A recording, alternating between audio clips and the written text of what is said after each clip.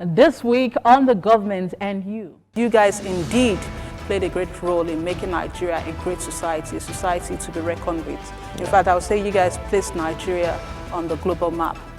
But tell us, who are veterans? We really need to know from a veteran.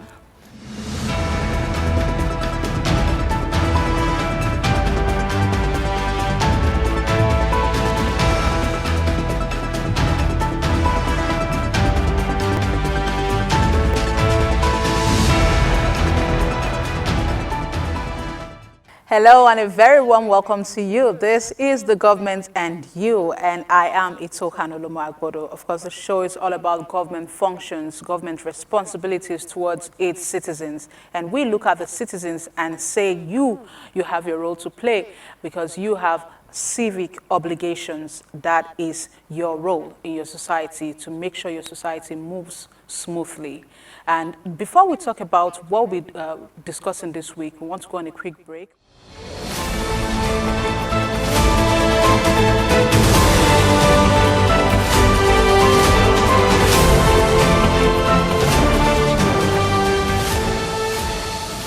You're welcome back. This is The Government and You, and this week on the show we want to celebrate a special class of Nigerians, and they are the veterans. How well do you know the veterans, and what role did they play in the history of Nigeria? Well, we really need to be informed about these people, the special people that played a great role in making Nigeria the great society, the great nation that she is today. I am a woman, so I'll say Nigeria is a woman, but I know that the guest I have on set might disagree with me. He is a veteran and he is a distinguished personality, one who I always love to have on the show. He's none other than Ambassador Dr.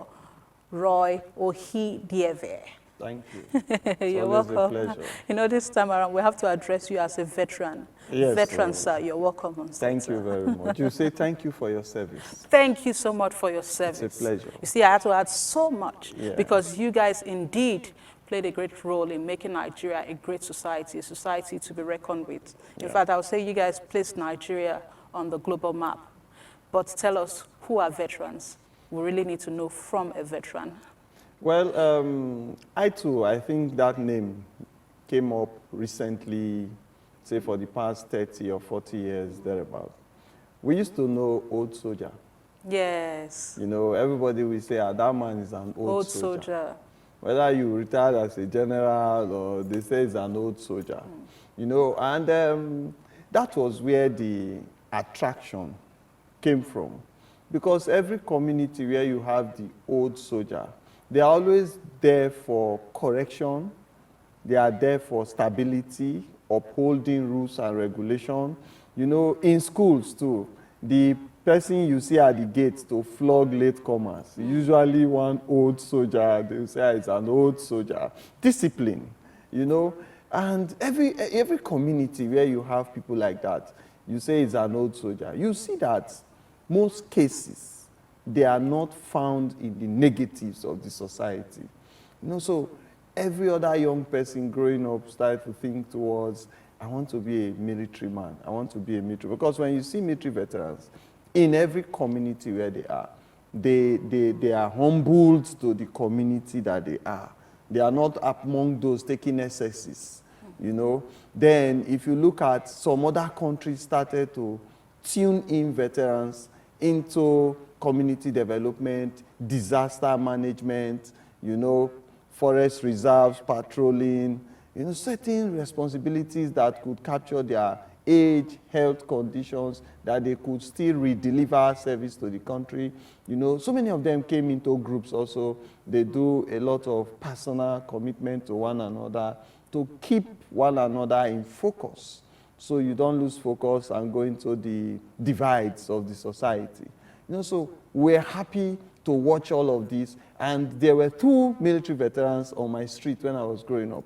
You know, the neighbor that shares the same fence with my dad is very close to my father. So all the children at every age level are friends to my own brothers and sisters, elderly ones, younger ones, at their age bracket. You know, his name was Major Okwazu.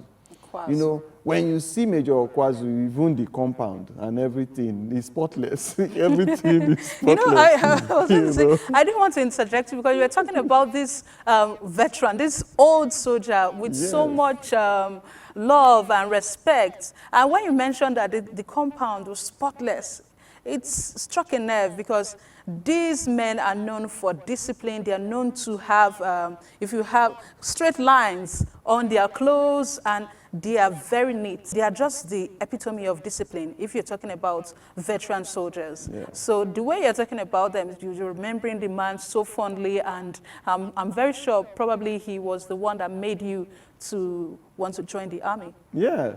There was another one. There was a moat at the end of Izeko Street in Benin. You know, so there was a moat at that end, you know, but there was another veteran that lived there, yeah, Daddy Ogeraki. You know, all the children, the first son was my friend, the daughter was friend to my sisters, you know, but when you are going towards that area, we used to go and play in the moat. You will first check to confirm that he's always with his wrapper, you know, you check that he's not around, you know, and there are fruits in his compound. If he's not around, you want to pluck some fruits. But if he's around and you ask him, he will also allow you. But don't leave leaves lying around. You know, everything was, you know, that space. These were #1 citizens, you know, and these were people that were revered. If there is a threat to a community, you know, because there were still tribal wars, there were still dispute resolutions, issues, you know, in the north, in the south, every community in Nigeria, in the world. You know, so the veterans were also one of those to be called in to see what this fighting capacity we have can do. How do we protect ourselves? They have a say, you know. And in the global ambience too, you will see opportunities where you have chief of police, might be someone that have been in the military before. So the veteran, the old soldier, you know, that psyche was always there, that this was for correction amongst us. And we're so happy. So everybody wants to join the army, everybody that is a child of a soldier. So children living in the barracks that time that you call barrack boys, barrack girls, they are elites. When they come to sports, when they come to anything they want to do in inter-sport, you know, military schools. Oh my God, if you were attending a military school, you know, when you are going to school, you wear the army uniform. And you are going to school, Command Secondary School, Nigerian Military School, NMS. NMS boys were like kings among their peers, you know. When they are coming back from school, they still leave the uniform on. When they drop from the car, they walk around the area a little, you know that, that guy, you know. So those things, military, whether you are still in service or you have left, especially those that are left and are coming back to the community to enjoy the benefits of their servitude, their sacrifice. And you know, I like, it's just so nice seeing how fondly you remember these people. You know, they call them ex-servicemen too, because growing up, I know that they had a club or place where they used to stay around my area then. They called them ex-servicemen or something like that. And like you mentioned, they were usually in front of school gates. Sometimes they would volunteer their service just to ensure that things were done properly, students were behaving properly. And of course, before we have the Nigeria Security and Civil Defense Corps, the ex-servicemen, they were the ones usually volunteering to be vigilantes. Growing up, I can remember that they used to call them, in quotes, watch nights then, and they were the ex-servicemen. Now, with all these fond memories and all that they've contributed so far, how well do you think our people, our nation, has actually treated veterans? Because when you're talking about them, the memory you're sharing a memory of so long ago, not a memory of maybe 2010 or 2015. How well have we treated them since when you were growing up? Well, you know, I joined and I saw what was going on. I liked it. I was in the Boy Scouts, you know, so I joined the military. I joined the army in 1990. And during training, I was seeing some things I didn't expect. Because those days, we know that the military people were fed with mess pan. they have a central kitchen, you know, and we know that definitely they have hospitals where they give them drugs, they are treated. There was one powder in a green container then. You know, if you don't wear your socks for too long, your legs are being in a boot, you bring that powder against fungi, infection, you put it on your boot, your socks, you wear it back, you put it in your boot. You know, polish. Military men were given polish to polish their shoes. So you always see the shoes shining, you know. So, but when I joined the military in 1990, gradually, all those things began to disappear. Same thing was happening in the civil. But we in the military, we didn't know that it was a societal decadence that was encroaching on the institutions of Nigeria. All the institutions, both the agencies, we didn't know. Because simultaneously, bursary in schools, universities disappeared. You know? Then immediate employment for people that score 2-1 or this or that disappeared. It is now employment by who you know. So even in the military, we now saw that to even get employed into the army, you know, it's who you know. It's not really what you did at the screening process. Then the commitment to your deliverables, your motivation, it began to dwindle. You know, economic overtook the salary. You know, the money you will get. Those days in Kaduna, where I served in one mechanized division, 200 naira to the market. You will be carrying a whole lot of things, you know, back to your house in the barracks, in Kotoko barracks. So gradually, the 200 naira could not really deliver food in your house. And things overtook the availabilities, the availables.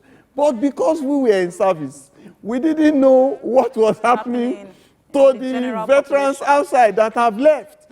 You know, but later I saw some young men starting to leave the job.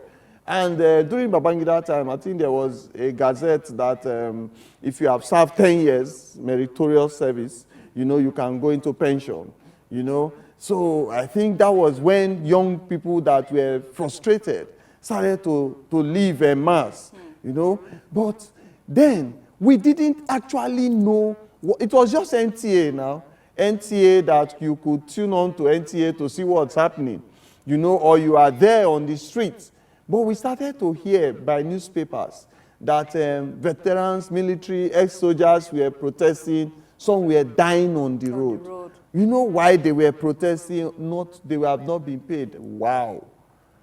And to be sincere, the military tried to capture a space for themselves to be able to interrogate the civilians' offices that were responsible for disbursement. So we now had the Directorate of Veterans Affairs under the Ministry of Defense to really look at issues affecting veterans. Then we also had the Military Pension Board. That is where your pension will come from. You get approvals, you'll be, you know, authenticated to receive XYZ amount of pension monthly. You know, so those two departments were set up. But then, there were decadence, you know, in appropriate decks delivering on their responsibilities. So we started to see veterans protest on the street for their benefits. And it started to affect the serving troops. How? Many retired senior officers will walk into a general's office, sit down. He was their boss in NDA, Nigerian Defense Academy, in service. Maybe he's the one that even helped you to be promoted, put you on courses, nominated you for UN peacekeeping. You are now, for example, Chief of Army Staff. Those senior officers that are outside, that are now feeling the heat, they drive their car to your office. So you are seeing a window into where you are going to.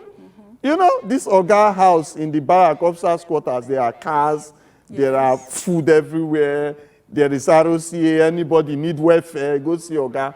Now Oga is saying he can't pay his child school fees. He's saying his roof is blown off, he can't he can't find himself properly cared, capable, available to deliver on his demands, his needs. What do I do? So every officer started to find a way to settle themselves, find a way to see how they can get a house, get their children abroad to school, find something to do for their wives. So these are extracurricular. So you are going unprofessional to get some of these things. You know, then the soldiers. Officers and soldiers have fathers that have exited, fathers and mothers that have exited, and he's calling you. They never pay una, you know, something for me. And guy, is that where I'm going to? Yeah, like, you know, this is not the future it started to demoralize troops. That's why you see some soldiers posted to front lines, like Borno and all that. You hear that they are dealing on dry fish business, they are escorting Tokumbo vehicles. So everybody got that stain of unprofessionalism because of fears that were supposed to be taken care of by the government. So professionalism started to dwindle, patriotism started to dwindle, and it affected discipline. You know, so when veterans are crying, you know, everybody cries, both the service, and you know, if the military is such taken care of, what about the police? What about the DSS? That is another discussion, and we really need to look at these things. And today we said we are going to mention some of these people that have actually served our nation so well.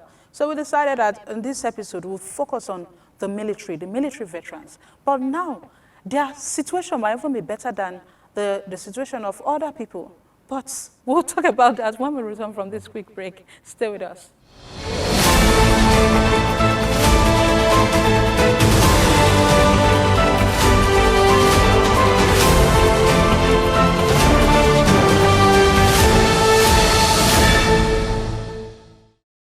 You're welcome back. Well, this is the Government and You, and this week we're talking about military veterans. We're celebrating them. We're saying they played a great role in our history, and we don't want them to be forgotten. We cannot just be celebrating them only when we hear about Armed Forces Remembrance Day. We should remember them every day, and we should also honor them every day. We should honor and respect them. And that's why we have a veteran in the house, in the person of Ambassador Dr. Roy Ohidievie. Nobody will believe that you were in the military because of the way you look and the way you've taken care of yourself. And of course, you are advocating for the welfare of these people.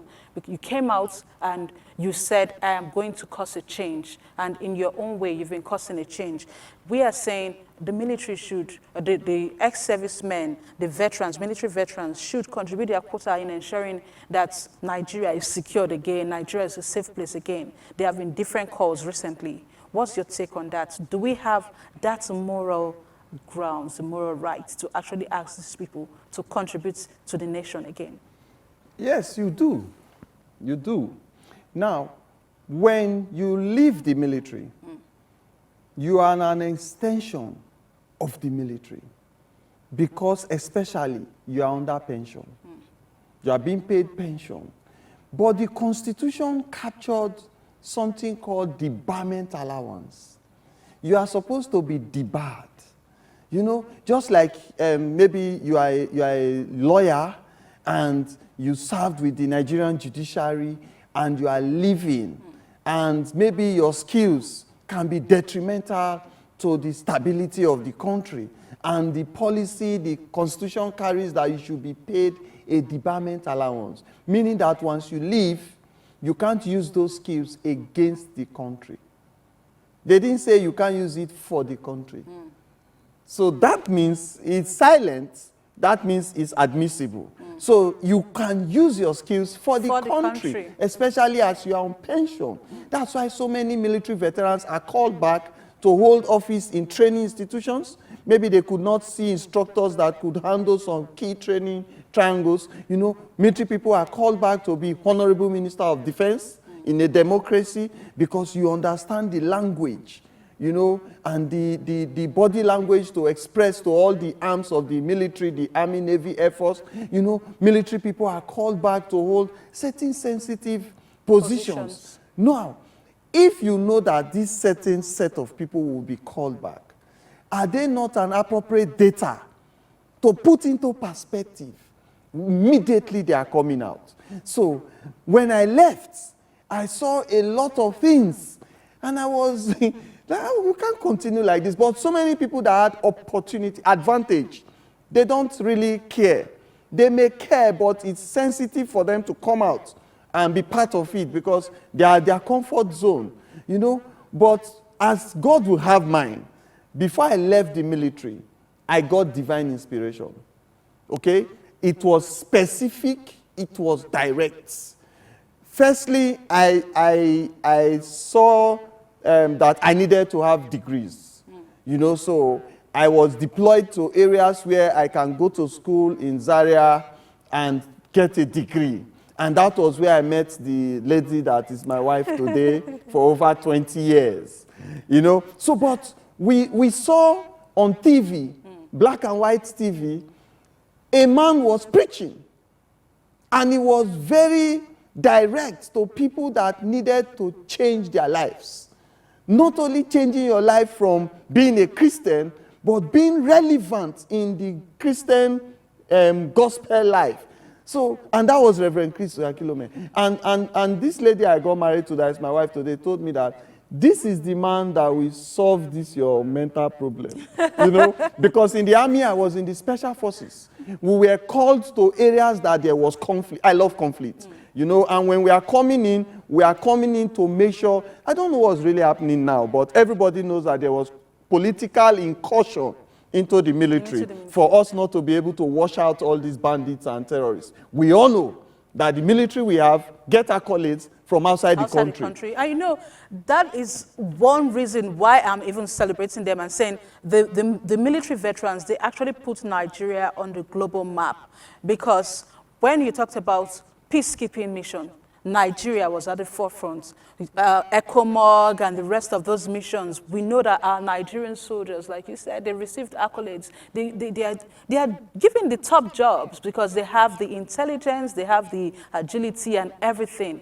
But now, our own country, we have been tackling the issue of bandits. We've been tackling, okay, we categorize them, bandits, insurgents, and all that for so long. When we have the military, so the only explanation can just be that there have been a lot of politicization of our military. But how do we solve this issue? How can we go back to the glory days? The how came from when we saw that we needed structure to fight structure.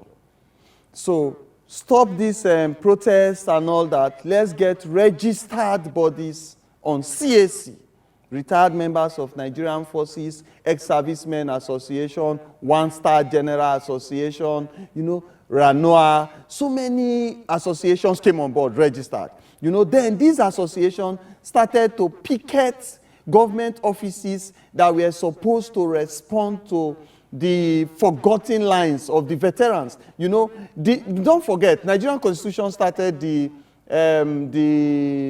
Nigerian Legion. Yes. And the Nigerian Legion is supposed to be where you transit into. But politicization got in there too. All the people you see in Legion, 80% of them are civilians. If you see anybody, I'm saying it on air, if you see people with the green and green Legion dress, some of them are lieutenant, captain, ask them for their military discharge ID card, they are civilians. Now, the Legion had to now impute civilians to take the jobs they were getting because corporate organizations believed that they were helping military veterans, calling the Legion, who is constitutional role, is to get it done, but it doesn't get to the veterans. So while that was going on, the Military Pension Board itself had its own issues. Then the Veterans Affairs Department is populated with serving troops and civilians. No veteran is working there. And the veteran is supposed to head that kind of office. So we vied for the Coalition of Concerned Veterans, CCV. And the Coalition of Concerned Military Veterans, I am the media director for, the national media director for that body, harmonized all the other agencies together.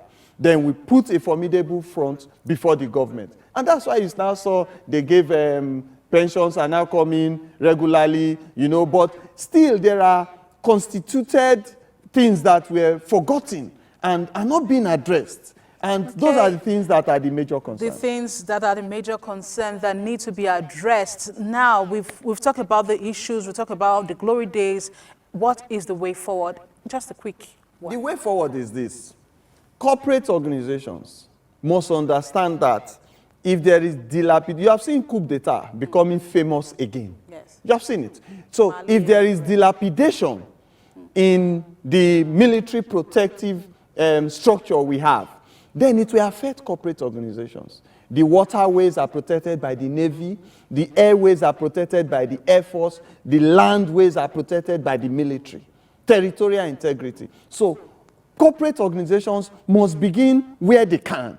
And where can you? As I walked into this studio, I'm supposed to see a banner outside saying, veterans, thank you for your service. You know, that is trauma care.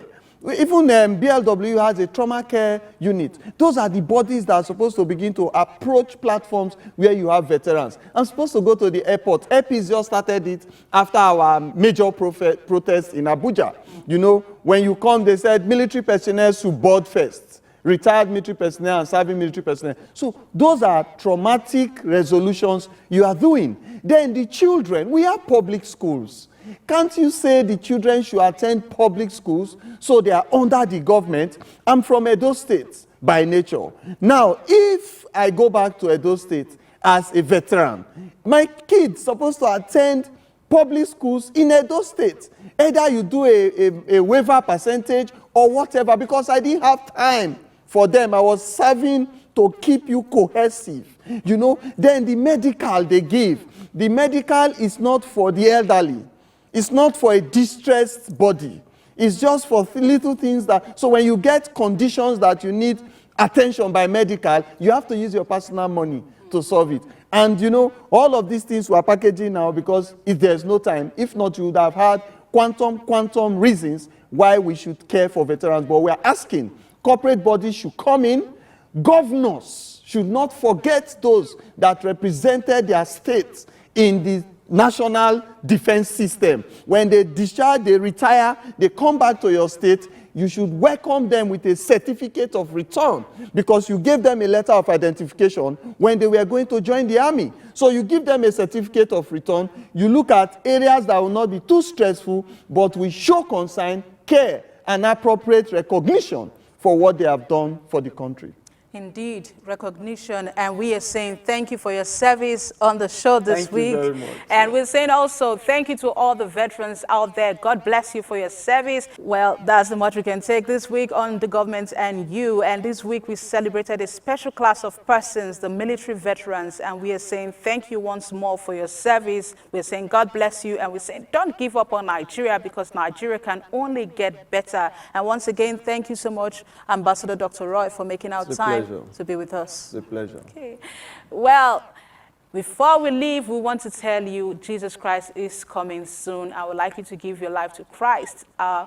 We have some numbers showing on your screen now that we would like you to call to reach out to our counselors to say a prayer for you. You just need Jesus Christ in your life. God bless you. I'm Itohan Olomo Agbedo. See you same time next week.